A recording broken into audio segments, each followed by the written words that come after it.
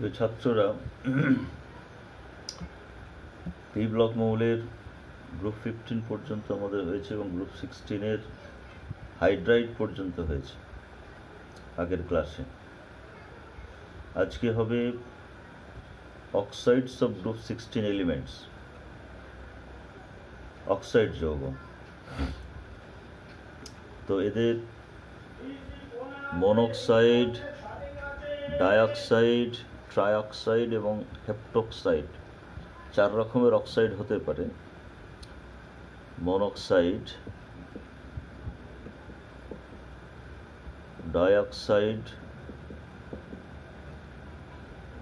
Trioxide আর হেপ্টোক্সাইড।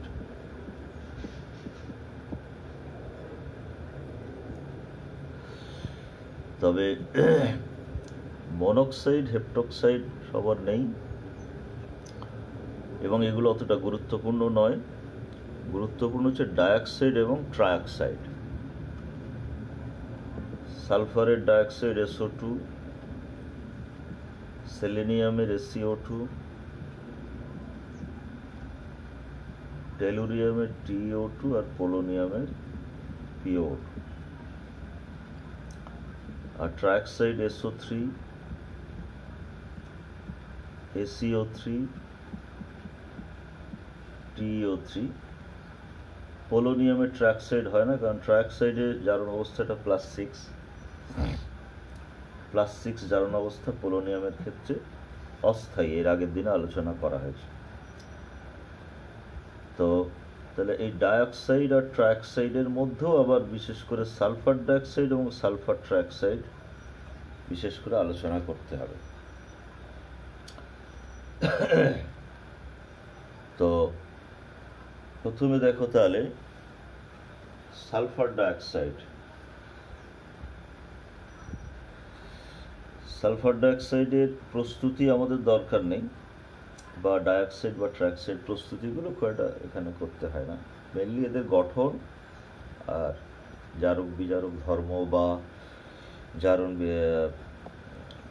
Luis acidity ধর্ম, acid ধর্ম ইত্যাদি।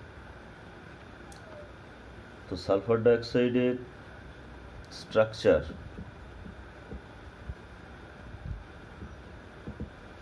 এটা বেসিক্যালি গ্যাসীয় পদার্থ।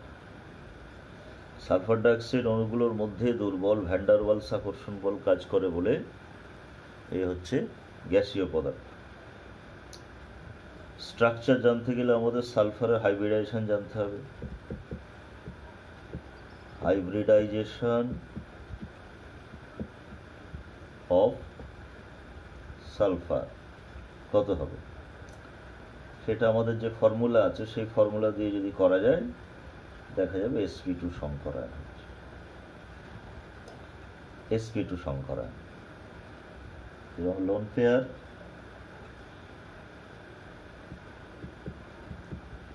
পেয়ার দেখা যাবে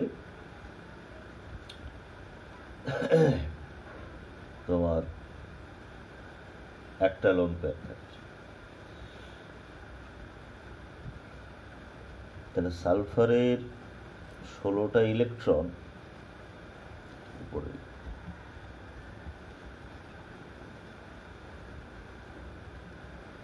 সালফারের 16টা ইলেকট্রনের যে বিন্যাস 1s2, 2s2, 2p6, 3s2, 3p4, এটা হচ্ছে বাইরের কক্ষ। তাহলে বক্স ডায়াগ্রাম যদি করা যায় 3s এ 2টো, 3p-তে 4টে,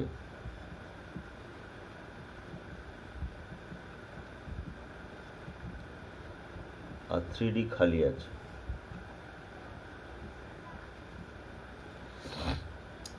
তো গ্রাউন্ড স্টেটে 2টো বিজোড় থাকে। যখন সালফার ডাইঅক্সাইড ফরমেশন হয় তখন এখান থেকে একটা ইলেকট্রন এখানে চলে যায়, গিয়ে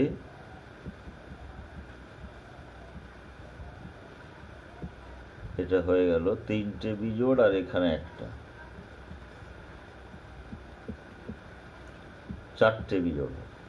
তাহলে এটা 3s এটা 3p আর এটা 3d।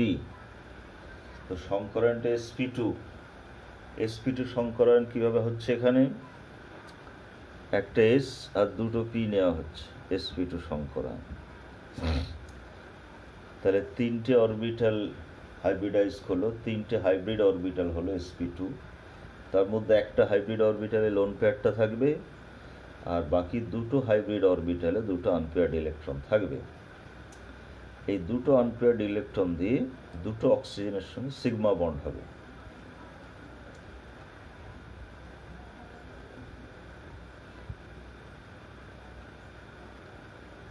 একটা অক্সিজেনের সঙ্গে সিগমা বন্ড হলো, একটা অক্সিজেনের সঙ্গে সিগমা বন্ড। আর sp2 মানে ত্রিকোণীয় সমতলীয় হয়, লোন পেয়ারটা এরকম থাকবে। এইবারে এরপরেও দেখো দুটো আনহাইব্রিডাইজড অরবিটাল থেকে যাচ্ছে, একটা পি আর একটা ডি। আবার অক্সিজেনের যদি আমরা ধরি, অক্সিজেনের 8টা electron,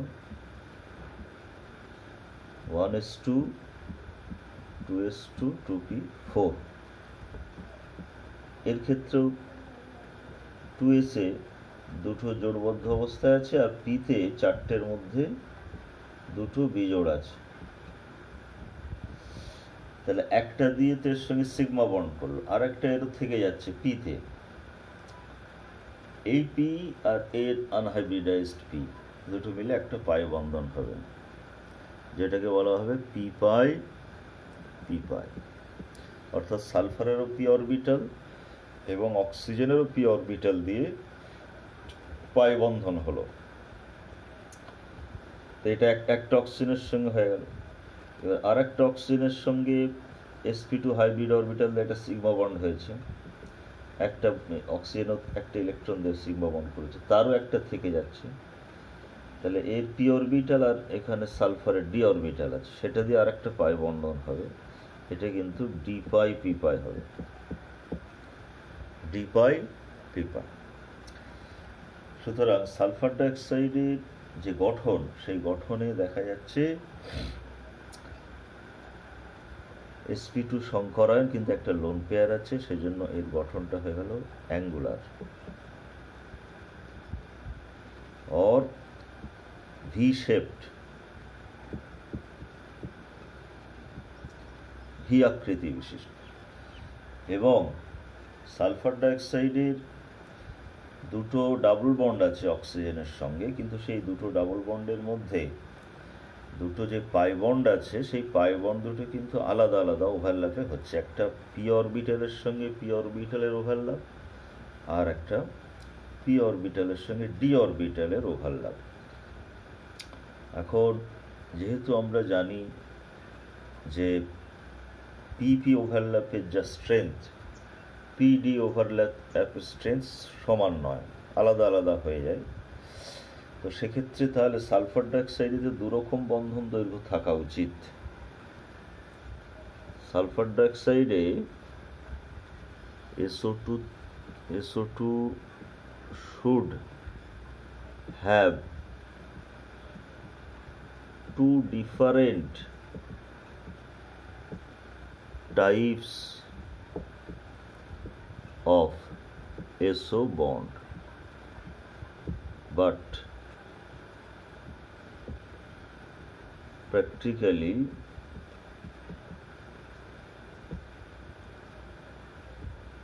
the two bonds are equivalent.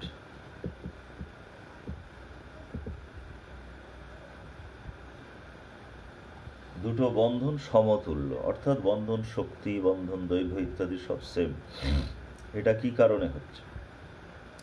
সেটা হলো আমরা যেই গঠনটা লিখেছি এখানে, এই পাই বন্ধনটা পি পাই, এটার পি পাই ডি পাই। এখন এরকমও তো হতে পারে, এই যে পাই বন্ধনের গঠন হলো, এটা সালফারের ডি অরবিটাল ইউজ করবে আর অক্সিজেনের পি ইউজ করবে, আর এখানে দুজনই পি ইউজ করবে, সেটাও হতে পারে। দুটোই পসিবিলিটি আছে। অক্সিজেন তো সেম, তাহলে যার সঙ্গে পি দিয়ে অরবিটাল ওভারল্যাপ করছে তার সঙ্গেই ডি দিয়ে করতে পারে। ফলে দেখা যাচ্ছে এই যে পাই বন্ডটা আগে যেটা পি পাই ছিল এখন সেটা ডি পাই হতে পারে, আগে যেটা ডি পাই ছিল এখন সেটা পি পাই হতে পারে। তার মানে সালফার ডাইঅক্সাইডের অ্যাকচুয়ালি দুটো গঠন, এটাকে বলে রেজোনেটিং গঠন। এই রেজোনেন্সের কারণে দুটো এসও বন্ডের চরিত্র সমান হয়ে যাচ্ছে। অর্থাৎ এর মধ্যে যেমন পি পাই ক্যারেক্টার আছে, আবার পি ডি পাই ক্যারেক্টারও আছে, আবার এর মধ্যে ডি পাই ক্যারেক্টার আছে, পি পাই ক্যারেক্টারও আছে। তার মানে 50-50 পসিবিলিটি চলে আসছে, দুটো বন্ধনের চরিত্র সমান হয়ে যাচ্ছে। তাই সালফার ডাইঅক্সাইডের দুটো বন্ডস ইকুইভ্যালেন্ট। এটা দিয়ে একটা প্রশ্ন হতে পারে যে কেন ইকুইভ্যালেন্ট। তাহলে সালফার ডাইঅক্সাইডের গঠনাকৃতি ব্যাখ্যা করো যদি বলে, তাহলে হাইব্রিডাইজেশনগুলো দেখিয়ে বক্স ডায়াগ্রাম করে তোমাকে দেখাতে হবে, আর এই পি ডি বা পি পাইটা দেখাতে হবে, রেজোনেটিং গঠনটা দেখাতে হবে, আর বন্ধন কেন দৈর্ঘ্য সমান হয় সেটা রেজোনেন্স দিয়ে ব্যাখ্যা করতে হবে। এটা গেল সালফার ডাইঅক্সাইডের গঠন। আর একটা যে অক্সাইড আছে, ধরো সালফারের পরে অক্সাইড হচ্ছে TiO2, যেটা SiO2। SiO2 এটা রুম টেম্পারেচারে গ্যাসীয় পদার্থ, মানে গ্যাসীয় অবস্থায় SiO2 হিসাবেই থাকে।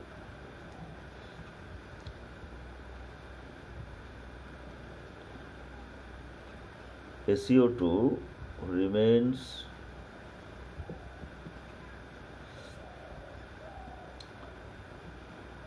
as monomer in gaseous state। গ্যাসীয় অবস্থায় সেলেনিয়াম ডাইঅক্সাইডটা মনোমার অবস্থায় থাকে এবং সেটার গঠন structure is same as SO2। Sulphur ডাইঅক্সাইডের মতোই স্ট্রাকচার, গ্যাসীয় অবস্থা। সেটা কিরকম?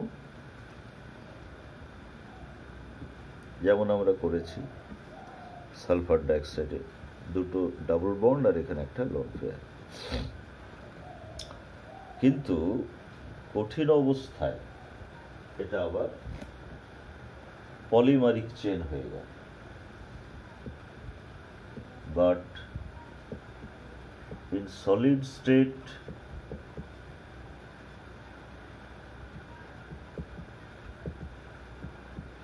it remains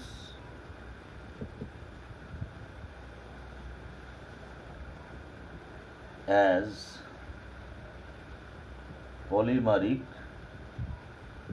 chain।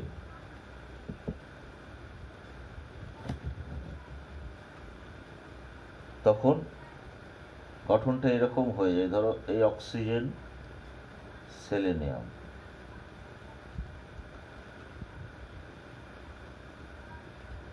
Oxygen selenium, আবার অক্সিজেন, এখানে ডাবল বন্ড ও,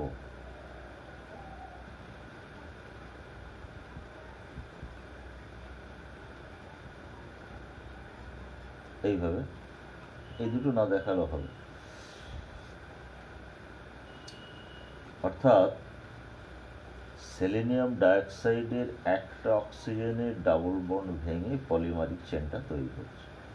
প্রত্যেকটা অণুর একটা অক্সিজেনের ডাবল বন্ড ভেঙে পলিমারিক চেনটা তৈরি হচ্ছে, আর একটা অক্সিজেনের সঙ্গে ডাবল বন্ড থেকে যাচ্ছে।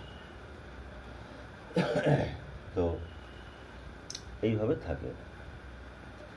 তাহলে সালফার ডাইঅক্সাইডের সঙ্গে এর একটা ডিফারেন্স হয়ে গেল।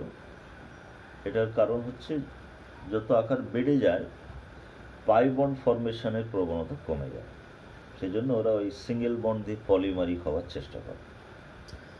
তো সালফারের থেকে সেলেনিয়ামের আকার বড় বলে এটা হচ্ছে।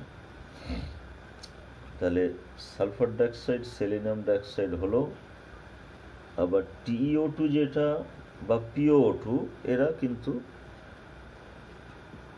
Room টেম্পারেচারেই solid. সাধারণ অবস্থাতেই এরা কঠিন, কারণ যত এদের আণবিক ওজন বাড়ছে সালফার থেকে পোলোনিয়ামে, তাদের অক্সাইডের আণবিক ওজন বেড়ে যাচ্ছে এবং ভ্যান্ডারওয়ালস আকর্ষণ বল বেড়ে যাচ্ছে। তার ফলে এদের অবস্থাটা কঠিন হয়ে যাচ্ছে, রুম টেম্পারেচারে এরা কঠিন। তো সেক্ষেত্রে এরা হচ্ছে আয়নীয় কঠিন আর কি। আয়নীয় কঠিন যত নিচের দিকে যাচ্ছে ধাতব ধর্ম বাড়ছে, ফলে আয়নীয় চরিত্র বেড়ে যাবে, প্লাস মাইনাস হিসেবে থাকবে। টেলুরিয়াম বা পোলোনিয়াম +4 স্টেটে, আর অক্সিজেনটা অক্সাইড হিসেবে থাকবে, O-2 হিসেবে। তো এখন এই অক্সাইডগুলোর অ্যাসিড প্রপার্টি একটা ইম্পর্টেন্ট বিষয়, অ্যাসিডিক অর বেসিক প্রপার্টি। এমনিতে আমাদের একটা সাধারণ নিয়ম জানা আছে যে ধাতুর অক্সাইড ক্ষারধর্মী হয় আর অধাতুর অক্সাইড অম্লধর্মী হয়। তো সালফার থেকে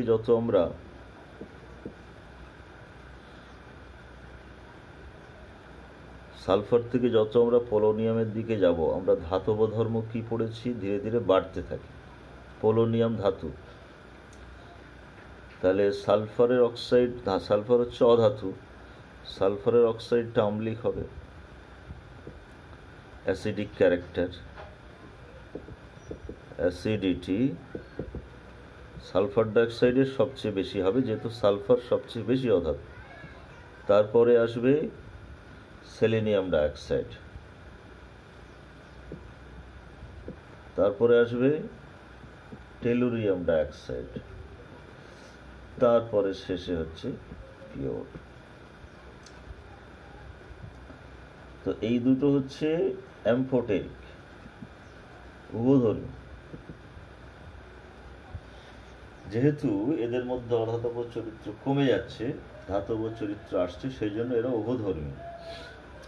এবং উভধর্মীর মধ্যেও আবার দেখা যাবে টেলুরিয়াম ডাইঅক্সাইড যতটা উভধর্মী তার থেকে কম উভধর্মী এটা, অর্থাৎ এর মধ্যে ক্ষারীয় চরিত্র যা আছে তার থেকে বেশি ক্ষারীয় চরিত্র এর মধ্যে আছে, যেহেতু এটা ধাতব চরিত্র। ধাতুর অক্সাইডও উভধর্মী হয়, যেমন অ্যালুমিনিয়াম অক্সাইড উভধর্মী হয় না, হয়। তো যাই হোক, এটা গেল এদের অ্যাসিডিক প্রপার্টি। আচ্ছা, এবার আর একটা বিষয় দেখো, SO2 গুড রিডিউসিং এজেন্ট।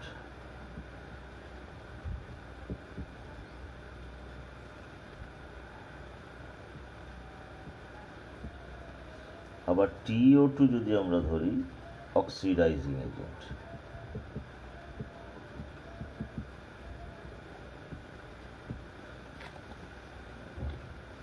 তবে ডাইঅক্সাইডের যদি বিজারণ ধর্ম দেখো, উপর থেকে নিচে কমবে, আর জারণ ধর্মটা উপর থেকে নিচে বাড়তে থাকবে। তো SO2-র সঙ্গে TiO2 তুলনায় মেনলি হয়। এর কারণ হচ্ছে স্টেবিলিটি অফ +6 স্টেট,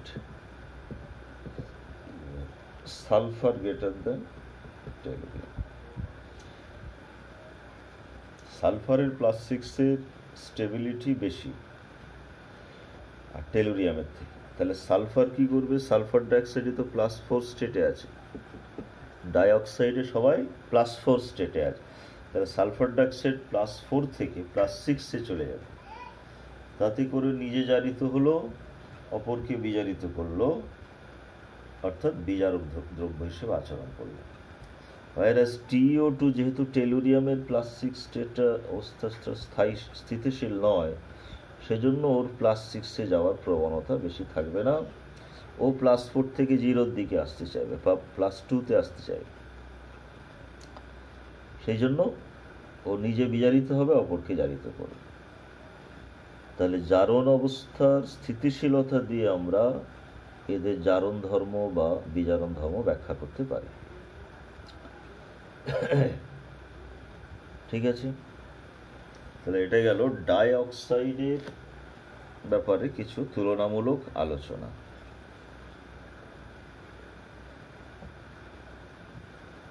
এরপর আসছে আমাদের ট্রাইঅক্সাইড।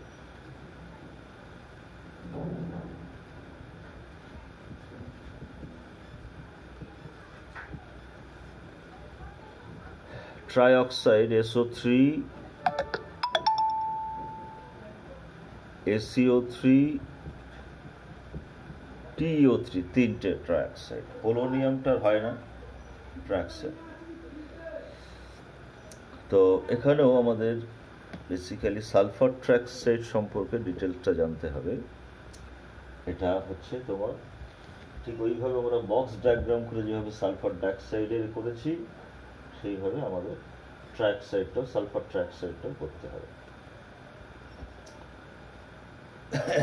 তবে সালফার ডাইঅক্সাইডের সঙ্গে একটু তফাৎ আছে সালফার ট্রাইঅক্সাইডের। সেটা দেখো, SO3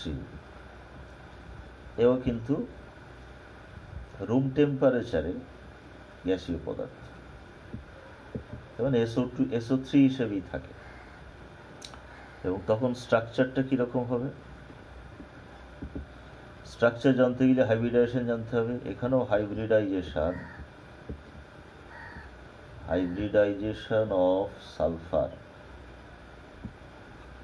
হচ্ছে sp2। তার মানে আমরা সালফারের, আচ্ছা এখানে কিন্তু লোন পেয়ার 0। সালফারের বক্স ডায়াগ্রাম আমরা যেভাবে করেছিলাম 1s2, 2s2, 2p6, 3s2, 3p4, 3d-তে কোনো ইলেকট্রন নেই গ্রাউন্ড স্টেটে। তাহলে 3s-এ 2, 3p-তে 4টে,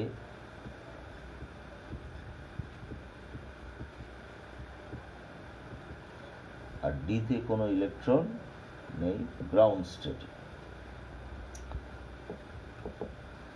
তো এক্সাইটেড স্টেটে কি হয়? একটা ইলেকট্রন এখানে যায়, তাতে 4টে বিজোড় হলো, এটা ফার্স্ট এক্সাইটেড স্টেট। আরও একটা এক্সাইটেড স্টেট হয়, সেখানে আরও একটা ইলেকট্রনকে D-তে পাঠিয়ে দিয়ে মোট 1, আচ্ছা এটা উপরে করি, ফার্স্ট এক্সাইটেড স্টেটে, তাহলে এটা দেখিয়ে দিই।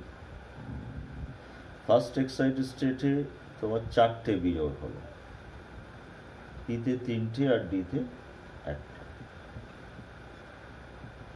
4টে বিজোড়। এটা SO2-র ক্ষেত্রে হয়, এটা ES1। আবার SO3 যখন ফরমেশন হয় আর একটা এক্সাইটেড স্টেট হয়, যেখানে এইখান থেকে ইলেকট্রনটা এখানে চলে যায়। তাহলে এখানে একটা হলো, P-তে 3টে আর D-তে 2টো, মোট তাহলে এখন 6টা বিজোড় ইলেকট্রন হয়ে গেল। এবার এই 6টা বিজোড় ইলেকট্রনের মধ্যে একটা S আর 2টো P নিচ্ছে, sp2 সংকরণ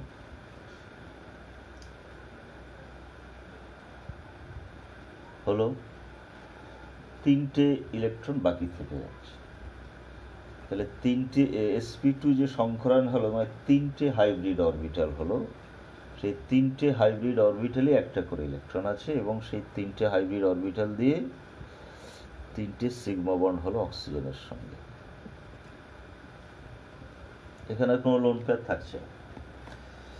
তারপরে এই যে আনহাইব্রিডাইজড পি অরবিটাল আছে, আর অক্সিজেনের পি অরবিটাল ইলেকট্রন দিয়ে একটা p5p5 বন্ধন হবে। আনহাইব্রিডাইজড ডি অরবিটাল আছে, সেখানে একটা ইলেকট্রন আছে, তার সঙ্গে অক্সিজেন একটা পি অরবিটাল দিয়ে ডি পাই পি পাই হলো। আবার আনহাইব্রিডাইজড ডি অরবিটাল, এটা 3d 3p 3s। Unhybridised d orbital, তাতে ইলেকট্রন আছে, তার সঙ্গে অক্সিজেনের পি অরবিটাল দিয়ে আরেকটা d pi p pi bond হলো। তাহলে সালফার ট্রাইঅক্সাইডে কোনো লোন পেয়ার থাকছে না, 3টে সিগমা বন্ড হয়েছে আর 3টে পাই বন্ড হয়েছে। এর গঠন তাহলে ট্রাইগোনাল প্ল্যানার গঠন। যেহেতু লোন পেয়ার নেই, সুষম গঠন। তো এখানেও সেই একই অবস্থা, 3টে যে বন্ড হয়েছে, SO bond, S double bond, O 3টে বন্ডের চরিত্র তো সমান নয়, এই দুটো সমান, কিন্তু এই দুটো এটা সমান নয়। তাহলে এখানে দু রকমের বন্ধন দৈর্ঘ্য থাকা উচিত, কিন্তু থ্রি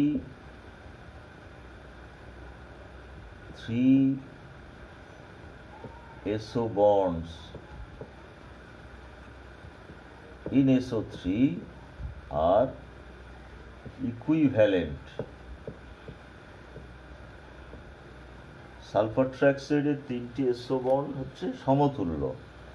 তার কারণ তাহলে আমাদের এইভাবেই ব্যাখ্যা করতে হবে যে রেজোনেন্সের কারণে এটা হচ্ছে। এটা পি পাই পি পাই ছিল, এখন এটা ডি পাই পি পাই হয়ে গেল। এটা ডি পাই পি পাই আছে, এটা পি পাই পি পাই হয়ে গেল। আর এটা যেমন আছে তেমন থাকবে।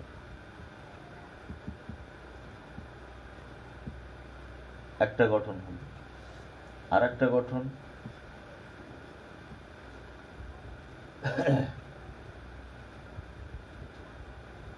এটা ডি পাই পি পাই থাকলো, এইটা পি পাই পি পাই হলো, এটাও ডি পাই পি পাই থাকলো।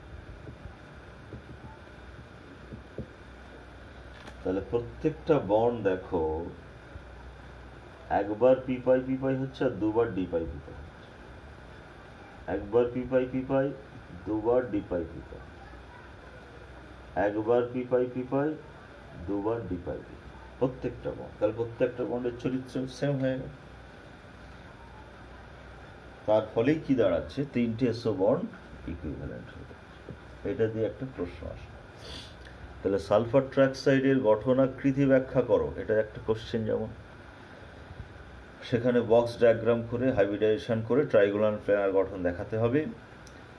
আর SO3 মধ্যে যে 3টে SO বন্ড আছে তার চরিত্র সমান, তার বন্ধন দৈর্ঘ্য সমান, এটা ব্যাখ্যা করো যদি বলে, তাহলে রেজোনেটিং গঠন 3টে দিয়ে ব্যাখ্যা করতে হবে।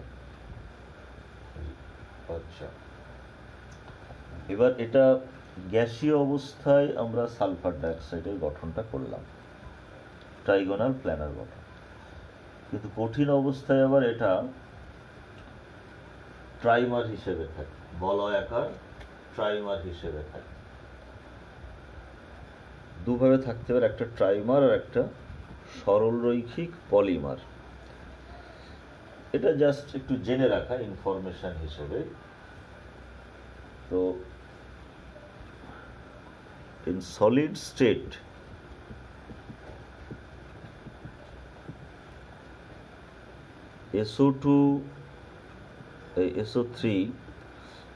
SO3 remains as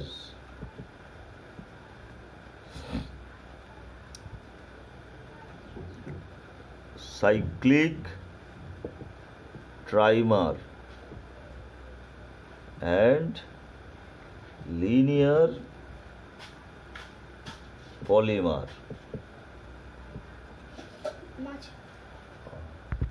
হ্যাঁ, তাহলে দেখো কঠিন অবস্থাতে SO3 দুটো ভিন্ন রূপে থাকতে পারে, একটা সাইক্লিক ট্রাইমার আর একটা লিনিয়ার পলিমার। অর্থাৎ সালফার বেঞ্জিনের মতো যে গঠন আকারে থাকে এরকম। এবার এর সঙ্গে দুটো করে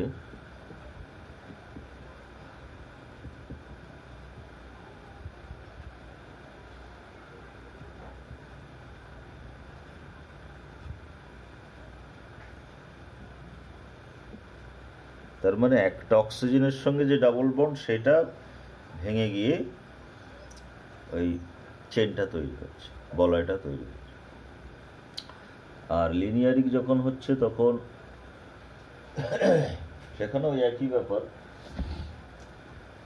একটা অক্সিজেনের সঙ্গে, তবে গঠনটা সেখানে যেহেতু সাইক্লিক নয়, লিনিয়ার, চতুস্থলকীয় আকারে থাকবে। অর্থাৎ এই একটা, এই দুটো ডাবল বন্ড থাকছে, আর এইদিকে একটা অক্সিজেন, এইদিকে একটা অক্সিজেন, এখানে দুটো অক্সিজেনের পাই বন্ড ভেঙে গেল। আবার একটা সালফার, এখানে ডাবল বন্ড, এখানে ডাবল বন্ড, আবার এইদিকে অক্সিজেন, এইভাবে চলতে থাকবে। এটা লিনিয়ার পলিমারিক স্ট্রাকচার। এটা SO3 গেল। আবার এটা কঠিন অবস্থায় হলো। আর TO3 যেটা, SiO3 যেটা, এটা কিন্তু সাধারণ উষ্ণতাতেই কঠিন। সালফারের পর থেকে সেলিনিয়াম, টেলুরিয়ামের যে ট্রাক সেটগুলো আছে, এদের যেহেতু আণবিক ওজন বেড়ে যাচ্ছে, সেজন্য এরা সাধারণ অবস্থাতেই কঠিন। SiO3 এটা কঠিন এবং টেট্রামার হিসেবে থাকে, চারটে একসঙ্গে থাকে। আর TO3 যেগুলো ও জালকা ক্রিস্টাল আকারে থাকে, কেলাসিত আকারে, কঠিন অবস্থা। তো এদের গঠন খুব একটা ইম্পর্টেন্ট নয়। সালফার ট্রাইঅক্সাইডটাই বিশেষ করে আমাদের পড়তে হবে। আর অ্যাসিড ধর্ম যেটা, অ্যাসিডিক প্রপার্টি আগের নিয়মেই হবে। অর্থাৎ সালফার যেহেতু সবচেয়ে বেশি অধাতু, তাহলে সালফার ট্রাইঅক্সাইড অ্যাসিড ধর্ম সবচেয়ে বেশি, তারপরে SO3, তারপরে TiO3। আর সালফার ডাইঅক্সাইডের ক্ষেত্রে আমরা SO2 কে বলেছিলাম বিজারক, আর TiO3 কে বলেছিলাম জারক। এখানে কিন্তু SO3 নো রিডিউসিং প্রপার্টি। শুধু SO3 কেন, এটা দুটোই নো রিডিউসিং প্রপার্টি। এই তো জারক হিসেবে ছিল TO2টা, কারণ এই +6 স্টেট অস্থায়ী। তাহলে এখানে +6 স্টেটে আছে, এটা অস্থায়ী অবস্থাতেই আছে এবং সর্বোচ্চ জারণ অবস্থায় আছে। এবারে এখান থেকে ওরা +4-এ চলে আসে বা +2-তে ইত্যাদিতে চলে আসে, নিজেরা বিজারিত হয়, ফলে তখন জারক হিসেবে অ্যাক্ট অ্যাজ অক্সিডাইজিং এজেন্ট, জারক দ্রব্য হিসেবে কাজ করে। SO3 বা TO3 এরা সবাই জারক দ্রব্য হিসেবে কাজ করে। তাহলে এইগুলো দিয়েই ছোট ছোট প্রশ্ন হতে পারে, কেন জারক দ্রব্য হিসেবে কাজ করে। SO2 যেখানে দুটোই হতে পারে, কিন্তু SO3 শুধুমাত্র জারক হিসেবে কাজ করে, বা TO3 জারক দ্রব্য কেন, ইত্যাদি। তাহলে অক্সাইডের ব্যাপারটা আমাদের হয়ে গেল।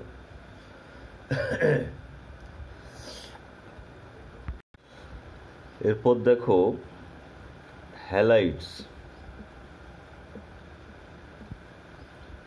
হ্যালাইডস অফ গ্রুপ 16 এলিমেন্টস।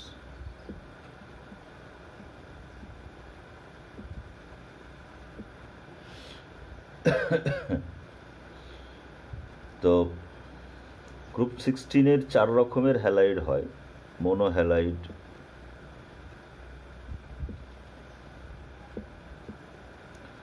ডাইহ্যালাইড, টেট্রাহ্যালাইড,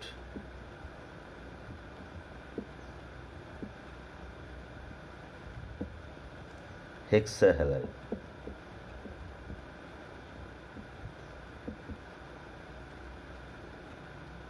তো এদের মধ্যে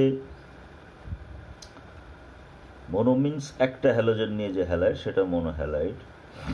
ডাই মিন্স দুটো নিয়ে, টেট্রা মিন্স 4টে নিয়ে, আর হেক্সা মিন্স 6টা নিয়ে।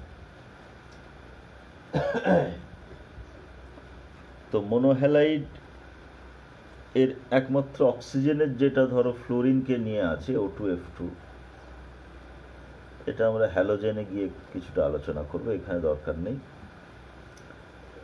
ডাইহ্যালাইডের মধ্যে এখানেও OF2 আছে, এটাও হ্যালোজেনে গিয়ে আলোচনা হবে। তবে HCl2 সালফারের যেটা HCl2, এটার সঙ্গে আমরা এখানে OCl2 এর একটু তুলনা করব। এই দুটো ডাইহ্যালাইড একটু আলোচনা করব, গঠনটা জাস্ট, বন্ধন কোণ। টেট্রাহ্যালাইডের মধ্যে অক্সিজেনের তো টেট্রাহ্যালাইড হবে না, কারণ অক্সিজেনের 2 যোজ্যতার বেশি হয় না, বাকিদের হবে। তার মধ্যে SF4 খুবই ইম্পর্টেন্ট, এটা স্টার মার্কস।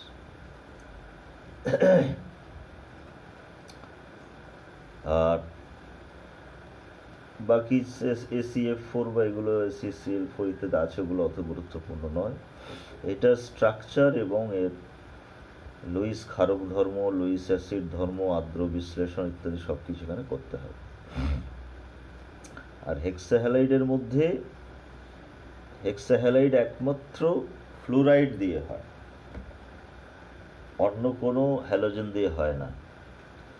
অর্থাৎ SF6, অক্সিজেনের তো সম্ভবই নয়, SF6, ACF6, TF6, তিনজনের শুধু ফ্লোরাইড। যেহেতু অন্যান্য হ্যালোজেনের আকারগুলো বড়, ফলে 6টা করে হ্যালোজেন এখানে থাকতে পারবে না, এদেরকে ঘিরে থাকতে পারে না স্টেরিক বাধার কারণে। সেই জন্য ফ্লুরিন ছাড়া অন্যান্য হেক্সাহ্যালাইড হয় না। আরও একটা কারণ আছে, যে হেক্সাহ্যালাইড মানে এদেরকে +6 জারণ স্তরে জারিত করতে হবে, যেটা একমাত্র ফ্লুরিনের ক্ষেত্রে সম্ভব তীব্র তড়িৎ ঋণাত্মকতার কারণে বা তীব্র জারণ ধর্মের কারণে। অন্যান্যদের ক্ষেত্রে অত জারণ ধর্ম নেই। তাহলে এখানেও আমরা মূলত SF6টা নিয়ে বেশি আলোচনা করব। তো তাহলে প্রথমে দেখো, এই যে HCl2 OCl2 যেটা ডাইহ্যালাইডের মধ্যে, HCl2 যেটা, HCl2 গঠনটা কিরকম হবে,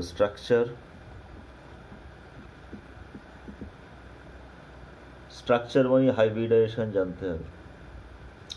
এখানে সালফারের হাইব্রিডাইজেশন কত, হাইব্রিডাইজেশন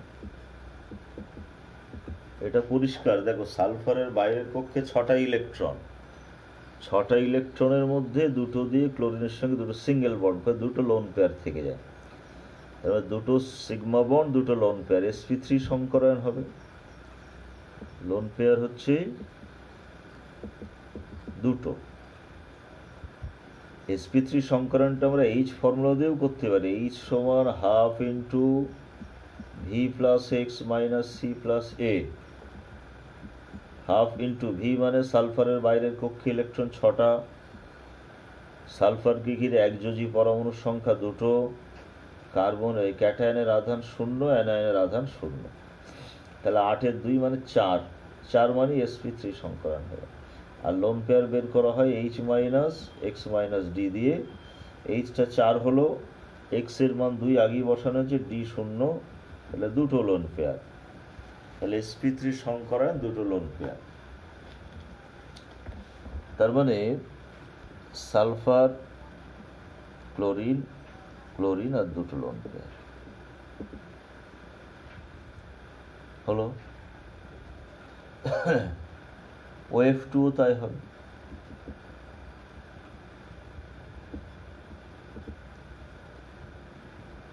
বা OCl2 তাই হবে।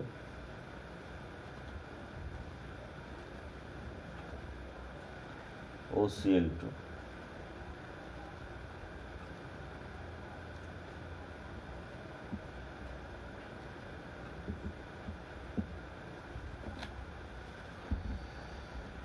তো এখন এইখানে বিষয়টা হচ্ছে আমাদের, তার মানে এদের গঠনগুলো সব হচ্ছে ভি শেপড বা angular structure, V shaped, angular or V shaped.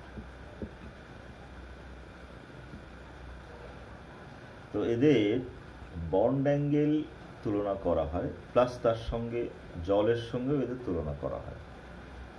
জলে যেহেতু অক্সিজেনের সঙ্গে দুটো হাইড্রোজেন আছে, এখন বন্ড অ্যাঙ্গেল যেটা তোমার OCl2 হচ্ছে 111 ডিগ্রি,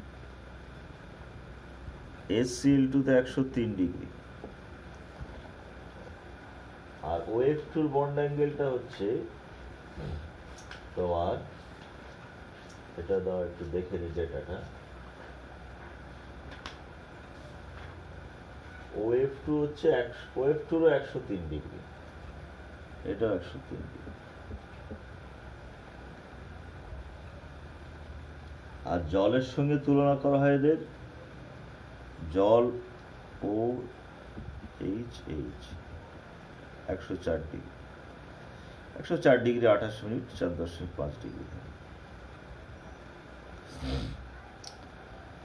তো মেনলি তুলনাটা আমরা এখানে ধরো HCl2 সঙ্গে জলের করতে পারি, HCl2 সঙ্গে OCl2 করতে পারি, যেহেতু ক্লোরিন দুটোই।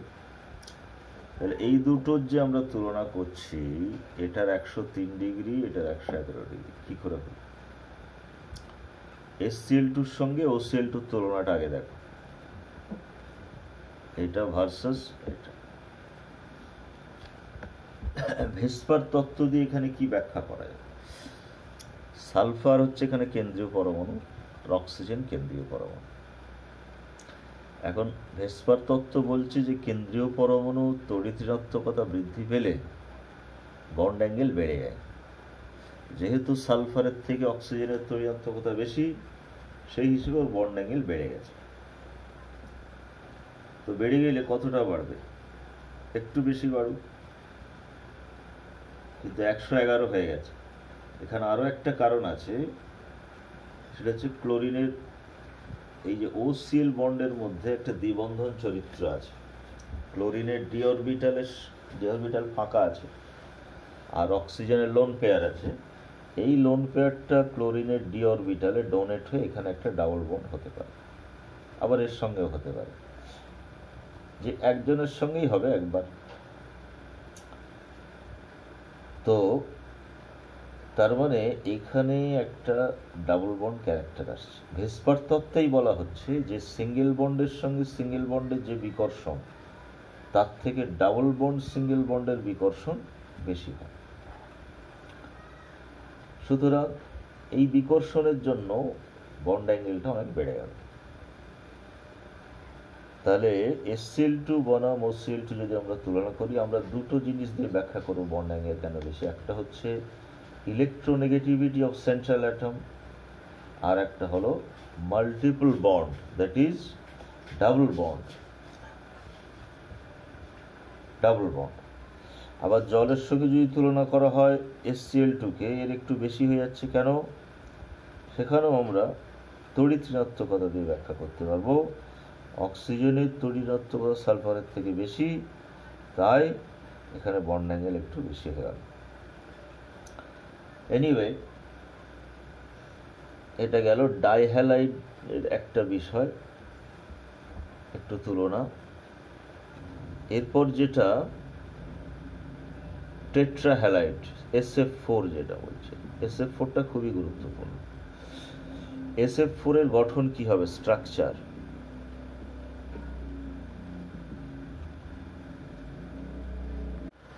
তাহলে SF4 এর টেট্রাহ্যালাইড যেটা SF4, তার স্ট্রাকচারটা কি হবে? স্ট্রাকচার মানে হাইব্রিডাইজেশন। সালফারের হাইব্রিডাইজেশন এখানে sp3d, আর লোন পেয়ার একটা। কি করে বুঝলাম? সালফারের বাইরের কক্ষে 6টা ইলেকট্রন, তো ফ্লোরিন তো এক সিঙ্গেল বন্ড করে, তাহলে 4টে ইলেকট্রন দিয়ে 4টে সিগমা বন্ড হলো, আর একটা 2টো ইলেকট্রন মানে এক জোড়া ইলেকট্রন থেকে গেল। তো 4টে বন্ড আর একটা লোন পেয়ার মানে sp3d হাইব্রিডাইজেশন। তো sp3d হাইব্রিডাইজেশন মানেই তোমার স্ট্রাকচারটা হবে ট্রাইগোনাল বাইপিরামিডাল, মাঝখানে থাকবে সালফার, 4টে বন্ড,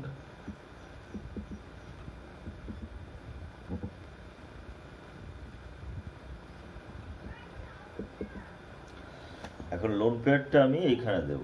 হেসপার তত্ত্ব অনুযায়ী লোন পেয়ার এখানে দিতে হবে, কারণ ইকুয়াটোরিয়াল বন্ডে বিকর্ষণ কম হয়, অ্যাঙ্গেল বেশি থেকে 120 ডিগ্রি, আর অ্যাক্সিয়ালে বিকর্ষণটা বেশি, 90 ডিগ্রি অ্যাঙ্গেল বলে। অর্থাৎ এখানে যদি আমি লোন পেয়ার দিই আর এখানে 3টে ফ্লোরিন দিই, তাহলে এই লোন পেয়ারের সঙ্গে ফ্লোরিনের 3টে ফ্লোরিনের অ্যাঙ্গেল হচ্ছে 90 ডিগ্রি, 3টে 90 ডিগ্রি বিকর্ষণ। আর এখানে কি হচ্ছে তোমার, এদের দুজন তো দূরে আছে, 120 ডিগ্রিতে আছে, এর সঙ্গে এরা দুজনের 90 ডিগ্রি হচ্ছে, দুটো 90 ডিগ্রি এখানে বিকর্ষণ হচ্ছে। সুতরাং ইকুয়াটোরিয়াল পজিশনে সবসময় লোন পেয়ার দিতে হয়। তো এটা তাহলে গঠনটা, যেহেতু লোন পেয়ার সবকটা যদি বন্ড পেয়ার হতো ট্রাইগোনাল বাইপিরামিডাল হতো, লোন পেয়ার তো আর স্ট্রাকচারে ধরা হয় না, তাহলে এক্ষেত্রে স্ট্রাকচার কি হবে, 3টে নাম আছে। একটাকে বলা হয় ডিস্টর্টেড টেট্রাহেড্রাল, ডিস্টর্টেড টেট্রাহেড্রাল, বিকৃত চতুস্তলকীয়। আর একটা নাম হলো সিস, সিস, আর বাংলায় বলা হয় ঢেঁকির মতো, এই যে ঢেঁকির মতো, 3টে নাম আছে। তো এটা গেল SF4 এর গঠনাকৃতি। এখন SF4 এর 3টে বিষয় আছে, একটা হচ্ছে লুইস ক্ষারকীয়তা, লুইস অ্যাসিডিটি, আর একটা হলো hydrolysis, Lewis basicity. Lewis basicity, যে ইলেকট্রন জোড় দান করতে পারে সে লুইস বেস হয়। তো SF4 এর আমরা দেখলাম একটা লোন পেয়ার আছে যেটা বন্ধনে অংশগ্রহণ করেনি, এই লোন পেয়ার দান করতে পারবে। এবার যাদের ইলেকট্রন ঘাটতি আছে, যেমন BF3 বোরন ট্রাইফ্লোরাইড, বোরনের অষ্টক পূর্ণ হয়নি, এর ঘাটতি আছে, একে ইলেকট্রনটা দিতে পারে, দিয়ে একটা বন্ধন করতে পারে। অর্থাৎ সেক্ষেত্রে যৌগটা তৈরি হবে এইরকম। তাহলে এখানে SF4 এর লুইস অ্যাসিড লুইস বেসিসিটি প্রকাশ পেল। আবার SF4 কিন্তু লুইস অ্যাসিডও হতে পারে, লুইস অ্যাসিডিটি। তার উদাহরণ SF4 প্লাস 2F মাইনাস তৈরি হবে SF6। এটা কি করে সম্ভব?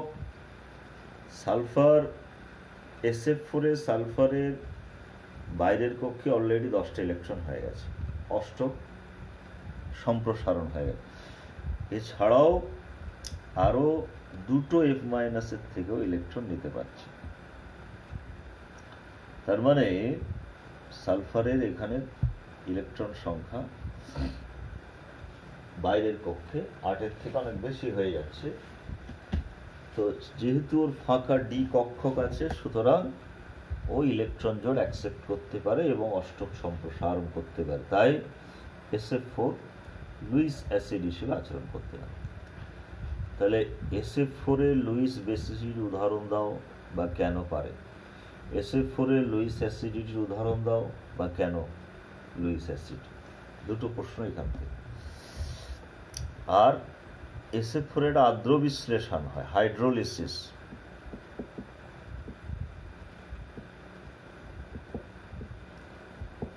হাইড্রোলিসিস SF4 প্লাস জল তৈরি হবে HF প্লাস SO2।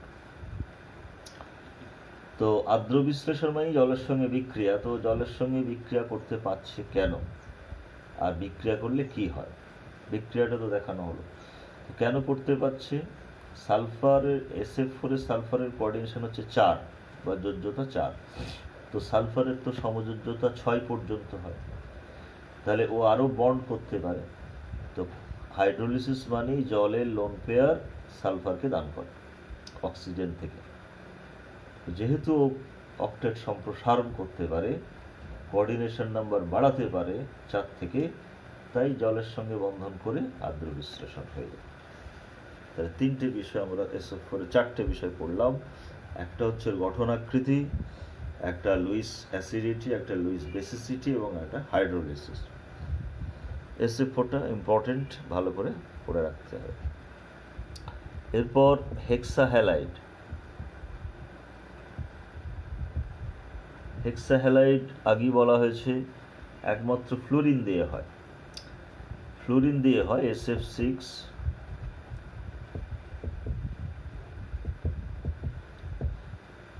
তিনজনের SF6, ACF6, TF6। তো এদের স্টেবিলিটি হচ্ছে গ্রেটার দ্যান। সালফারের যেহেতু +6 স্টেবিলিটি সবচেয়ে বেশি, এই জন্য সালফারের যে হেক্সাফ্লোরাইড তার স্থায়িত্ব সবচেয়ে বেশি। এখন এদের গঠনাকৃতি পড়তে হবে এবং আর্দ্র বিশ্লেষণ কার হয় না ইত্যাদি পড়তে হবে। এমনিতেও আমরা হ্যালাইডের স্টেবিলিটির ক্ষেত্রে অন্যান্যদের সমস্ত হ্যালাইডের স্টেবিলিটির ক্ষেত্রে ফ্লোরাইডের স্টেবিলিটি সবচেয়ে বেশি।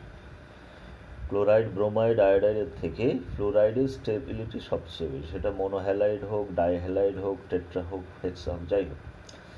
আবার ফ্লোরাইডের মধ্যে ফ্লোরাইডের মধ্যে সালফারেরটা সবচেয়ে বেশি স্থায়ী। তো স্ট্রাকচার কি হবে? SF6 এর স্ট্রাকচার যদি আমরা ধরি, SF6টাই ভালো করে আমাদের পড়তে হবে। SF6 এখানে সালফারের হাইব্রিডাইজেশন কি আছে? সালফারের বাইরের কক্ষে 6টা ইলেকট্রন দিয়ে 6টা বন্ড করে নিয়েছে। তো 6টা বন্ড মানে sp3d2 সংকরায়ন, লোন পেয়ার নেই, 0। তার মানে সুষম গঠন হবে একটা, অর্থাৎ অষ্টতলকীয় গঠন হবে। মাঝখানে সালফার আর 6টা ফ্লোরিন এইভাবে থাকবে। SF6 সুষম গঠন। তো তাহলে গঠন হলো। এখন SF6 এর ক্ষেত্রে আমরা লুইস অ্যাসিডিটি বা বেসিসিটি ধর্ম পাবো কিনা? SF4 পেয়েছি, কিন্তু SF6 পাবো কি? পাবো না, কারণ SF6 সালফারে কোনো লোন পেয়ার নেই, ও লোন পেয়ার দিতে পারবে না। তাহলে লুইস বেসিসিটি ধর্ম নেই। লুইস বেসিসিটি, লুইস অ্যাসিডিটি থাকবে, লোন পেয়ার নিতে পারবে কি? কোঅর্ডিনেশন নাম্বার 6 হয়ে গেছে, ফলে আর কারোর সঙ্গে বন্ড করতে পারবে না।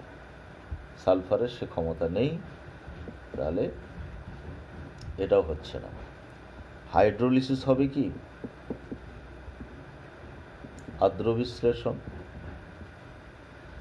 আর্দ্র বিশ্লেষণেও জলের সঙ্গে বন্ড করতে হবে, কোঅর্ডিনেশন নাম্বার সেখানে বেড়ে যাবে, 6 থেকে 7 হয়ে যাবে, সেটাও সম্ভব না। তাহলে SF6 এর কিন্তু এগুলো হয় না, SF4 এর হয়। তো একটা তুলনামূলক প্রশ্ন দিতেই পারে যে SF4 আর্দ্র বিশ্লেষিত হয় কিন্তু SF6 হয় না, ব্যাখ্যা করো। বা SF4 এর লুইস বেসিসিটি অ্যাসিডিটি ধর্ম আছে কিন্তু SF6 এর নেই, ব্যাখ্যা করো, ইত্যাদি এগুলো থাকতে পারে। এখন বাকিদের কি হবে? সেলেনিয়াম ACF6 আর TF6 যেটা, এদের ক্ষেত্রে লুইস অ্যাসিডিটি বা বেসিসিটি থাকতে পারে, কেন? কারণ আকার যত বাড়তে, এবং হাইড্রোলিসিসও হতে পারে, যেমন TF6 undergoes can undergo hydrolysis. TF6 আদ্র বিশ্লেষণ করতে পারে। বিক্রিয়াটা হলো TF6 প্লাস জল H6TO6 প্লাস H। তো তাহলে এখানে প্রশ্ন এসে যাবে যে SF6 পারলো না, কিন্তু TF6 কেন পারলো? তার কারণ হচ্ছে সালফারের সমযোজ্যতা 6-এর বেশি হয় না। যদিও ফাঁকা ডি অরবিটাল আছে সালফারের, থিওরিটিক্যালি আরও বন্ড হওয়ার কথা, কিন্তু সালফারের যেহেতু আকার ছোট, ওই ছোট আকার নিয়ে ওর 6টা ফ্লোরিনের বেশি আর কাউকে রাখতে পারে না, 7টা বন্ড করতে পারে না, স্টেরিক বাধা। কিন্তু সালফার থেকে যত আমরা টেলুরিয়ামের দিকে যাব, সেলেনিয়াম বা টেলুরিয়াম, এদের আকার বড়, ফলে এদের ফাঁকা ডি অরবিটাল আছে, ফলে আকার বড় হওয়ার কারণে স্পেস আছে, জায়গা আছে, ফলে ওরা 6টার থেকেও বেশি বন্ড করতে, 8টা পর্যন্ত বন্ড করতে পারে। কোঅর্ডিনেশন নাম্বার 8 পর্যন্ত হতে পারে সর্বোচ্চ, সমযোজ্যতা 8 পর্যন্ত হতে পারে, আকার বড় বড়। সেই জন্য জলের থেকে লোন পেয়ার নিয়ে নিচ্ছে, নিয়ে বন্ধন করে আদ্র বিশ্লেষণ হয়ে যাচ্ছে। এখন আদ্র বিশ্লেষণের সাবলীলতার ক্রম যদি আমরা লিখি, তাহলে SF6 এর তো হয় না, সবচেয়ে কম ধরো ACF6 কিছুটা হবে, আর TF6 এর আরো ভালো হবে। তাহলে এখান থেকে একটা প্রশ্ন, যেটা আদ্র বিশ্লেষণের সাবলীলতার ক্রম একটা, আর SF6 আদ্র বিশ্লেষিত হয় না, কিন্তু TF6 হয়, এটা একটা কোশ্চেন এখান থেকে দিতে হবে। তাহলে হ্যালাইড সম্পর্কে আমরা আলোচনা করে নিলাম। তাহলে আজকে মোটামুটি আমাদের অক্সাইড এবং হ্যালাইড নিয়ে আলোচনা হলো, এই পর্যন্তই থাক।